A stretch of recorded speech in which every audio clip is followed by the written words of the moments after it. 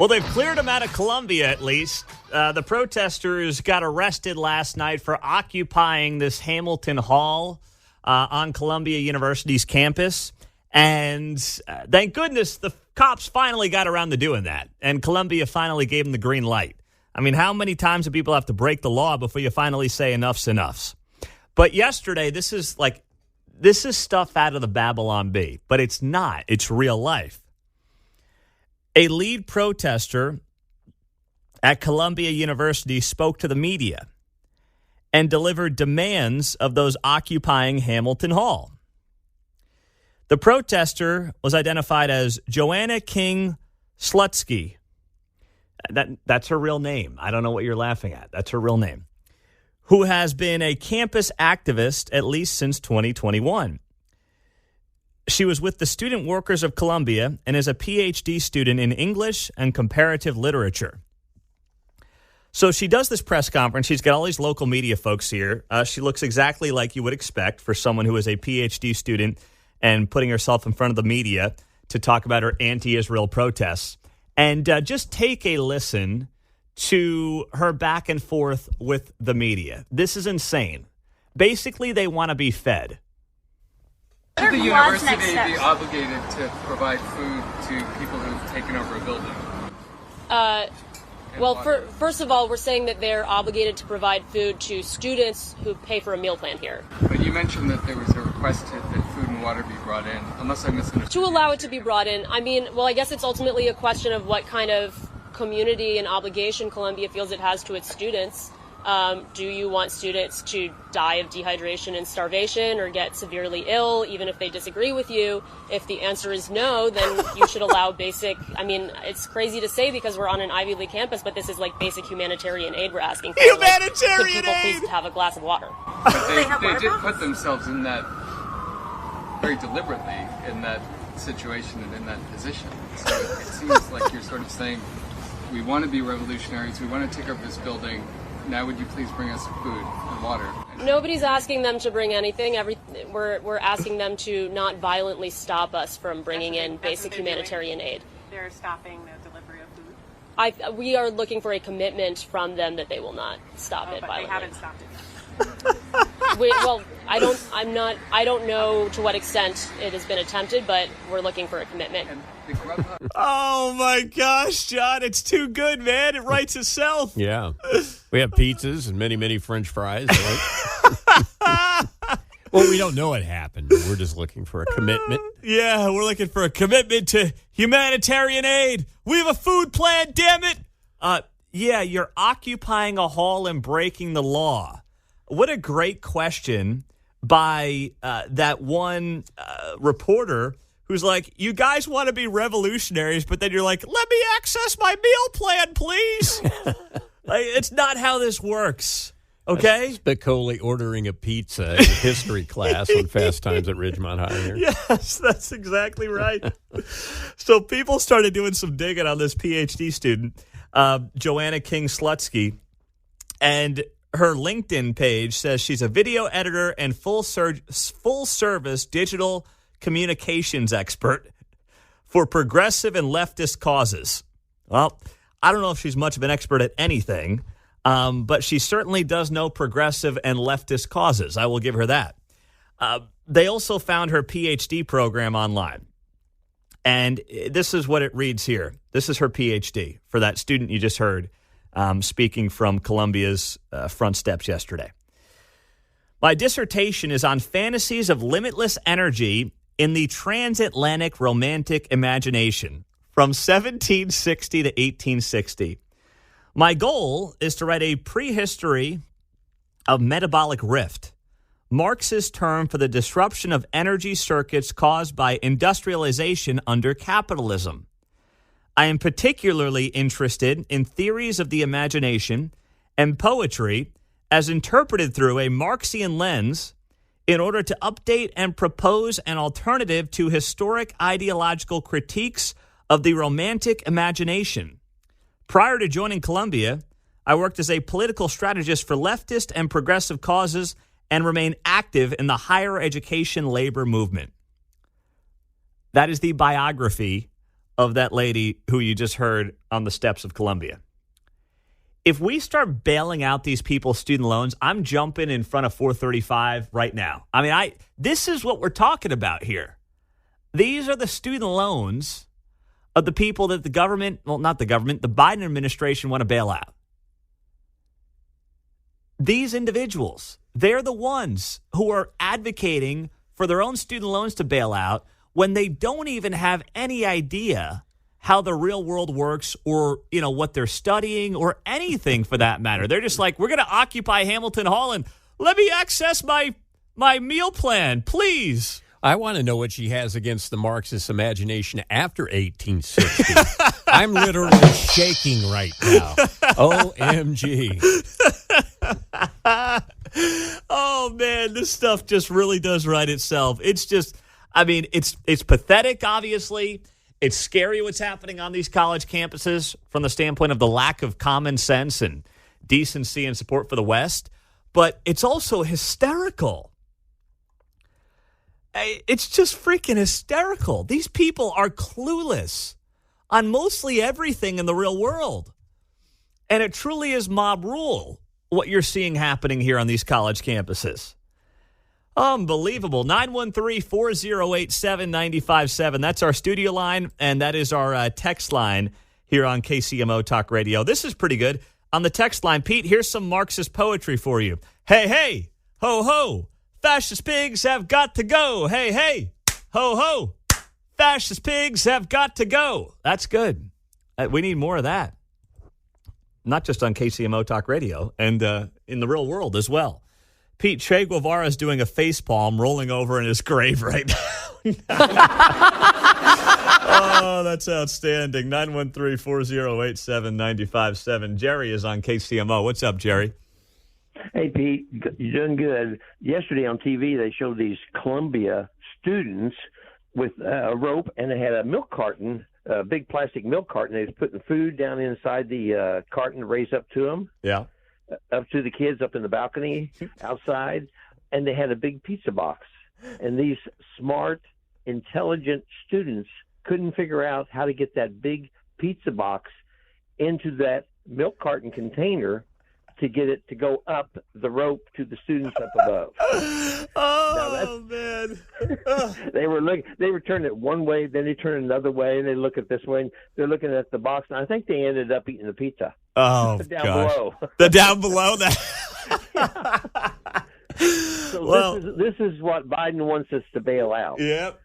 These are the geniuses who have no skill sets whatsoever, who now are supposed to bail out their student loans on the backs of plumbers and electricians and people who actually work for a living and are contributing members to society.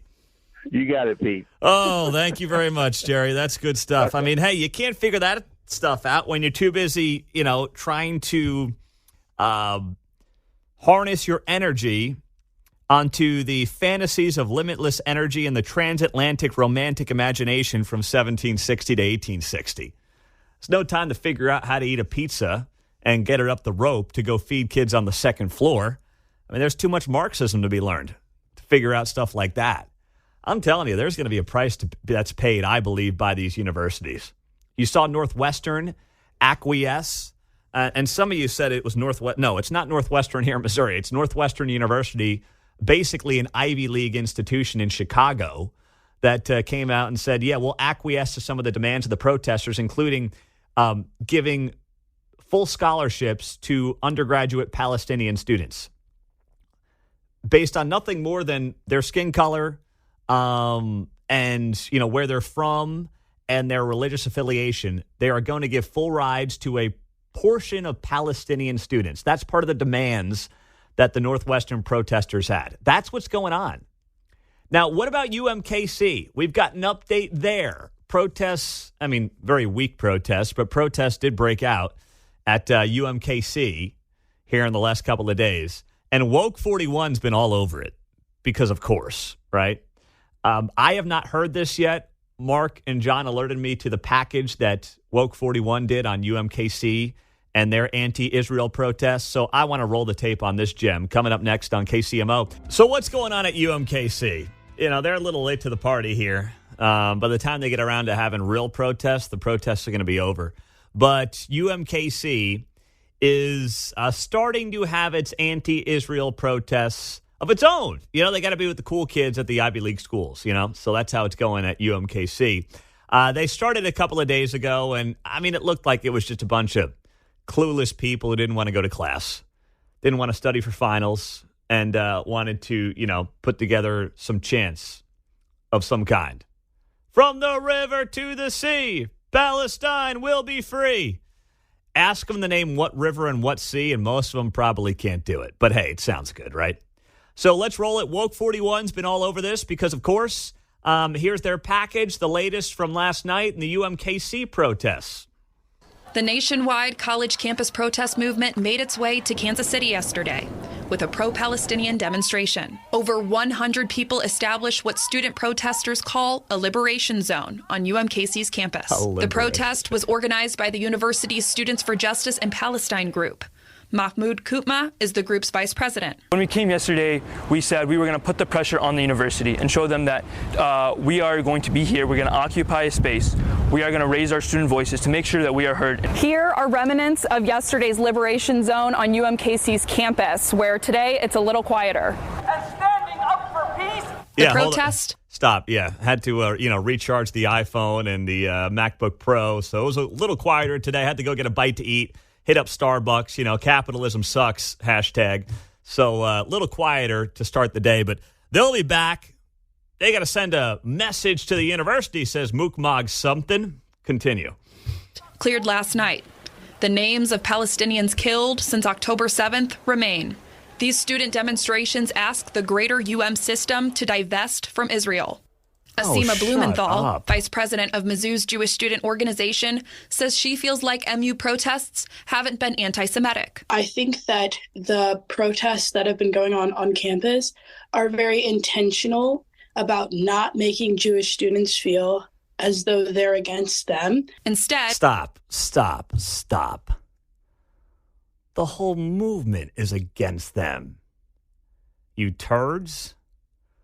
The whole movement is buying into Hamas propaganda on the world stage, using their data to insist that they're the real victims here when you talk about loss of innocent life, right?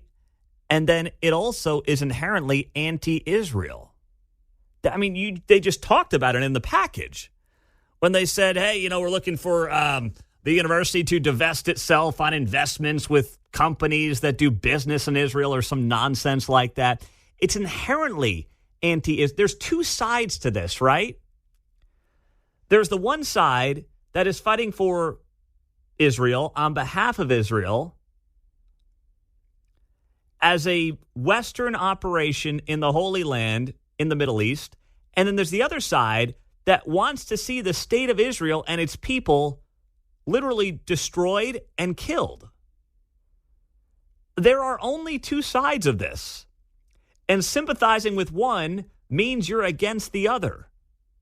This whole thing of we're just pro-Palestinian, but we're accepting of the Jews, and we don't want the Jews to get upset.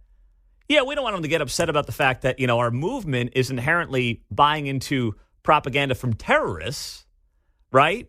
We don't want them to get that in the way. No. I mean, these kids, and they are kids, they don't know what they're talking about. They don't. They have no freaking idea what they're talking about. Please continue with the package there. Mark, thank you.